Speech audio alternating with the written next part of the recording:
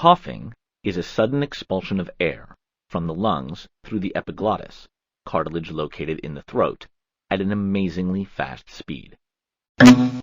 Compared to a tennis ball hit at 50 miles per hour, or a baseball at 85 miles per hour, coughing is faster, with an estimated speed of 100 miles per hour.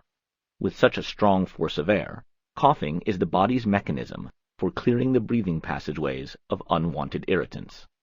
Let's take a look at the vocal cords prior to a cough. In order for a cough to occur, several events need to take place in sequence. Let's use the unwanted irritant of water entering the windpipe, also known as the trachea, to trigger the coughing reflex. First, the vocal cords open widely, allowing additional air to pass through the lungs. Then the epiglottis closes off the windpipe, and simultaneously, the abdominal and rib muscles contract, increasing the pressure behind the epiglottis. With the increased pressure, the air is forcefully expelled and creates a rushing sound as it moves very quickly past the vocal cords. The rushing air dislodges the irritant, making it possible to breathe comfortably again.